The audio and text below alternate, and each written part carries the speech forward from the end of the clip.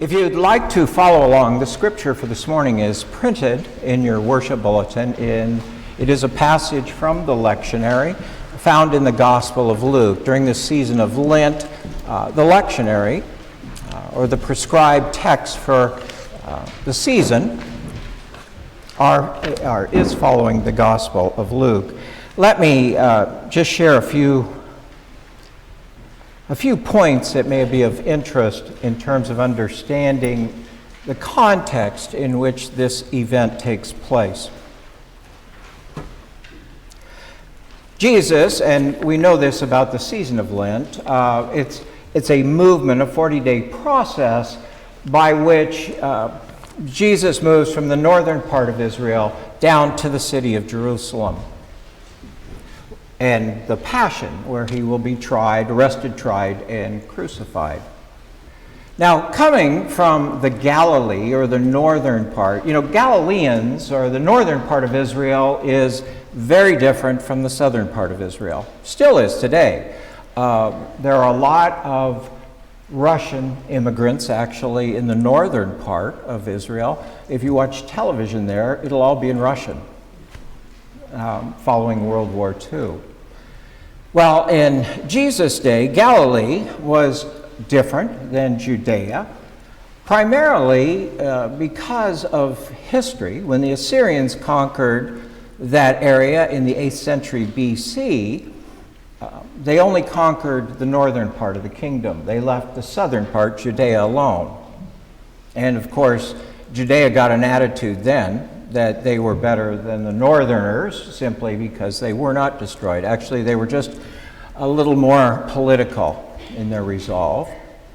But when the Assyrians conquered another country, what they did was they imported their own people so they would intermarry, and eventually,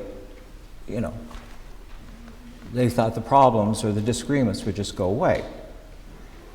When Babylon conquered, they did just opposite. They conquered the whole country, the north and the south, and their strategy was to carry away and put into exile all the educated or professional people of the time, leaving more worker types and blue collar because they felt those people would be easier to handle.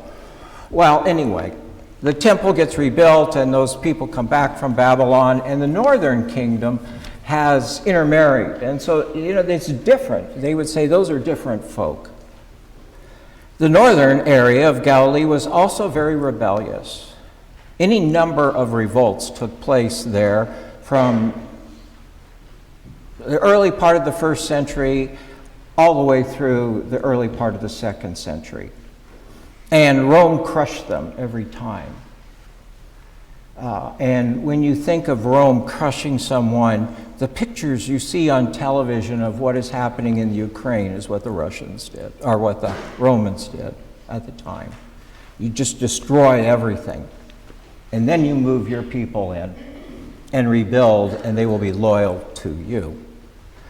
So Jesus coming down to Jerusalem, he's confronted economic and political and theological questions many times in his ministry of 3 years, but now he's taking it all down to the heart of the country.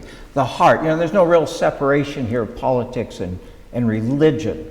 The high priests were appointed by the Romans, and they had their palaces really quite close together. So he is coming down from Galilee, a rebellious area, or so it was perceived at the time, into the heart of the nation, politically and religiously. And eventually he will arrive there at the most tenuous time, which is the Passover. And of course, the Passover is a reminder of the Hebrews' liberation from the Egyptians. So all of this kind of comes into the setting here, which I will try to explain as best I can in terms of what it meant then and what it means now. The Gospel of Mark, our first gospel written, is very clear if you look at it from a literary perspective or a play, during different acts in a play, the curtain goes up and the curtain goes down, right? Mark does this 3 times within the writing of his gospel, and as Jesus begins this journey from Galilee down to Jerusalem, Mark ends that first stage, and the curtain will drop and raise with Jesus, Mark saying that Jesus turned his face to Jerusalem, which is a definite decision. Follow along with me as I read this scripture printed on the back of your bulletin.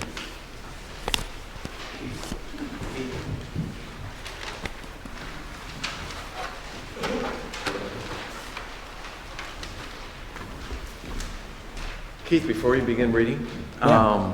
Any children in the house that would like to go off to faith formations in Sunday school? Oh, yeah. Signe and Brittany are in the back, and they will take the children out to their Sunday school classes.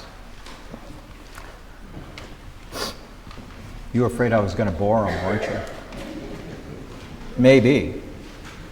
Scripture.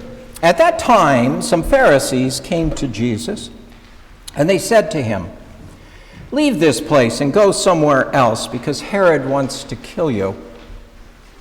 This Herod is one of 3 sons of Herod the Great, really the tyrant ruler of Jerusalem at the 1st century. Jesus replied, "Go tell that fox. I will keep on driving out demons and healing people today and tomorrow, and on the 3rd day I will reach my goal. In any case, I press on today and tomorrow and the next day. For surely no prophet can die outside Jerusalem.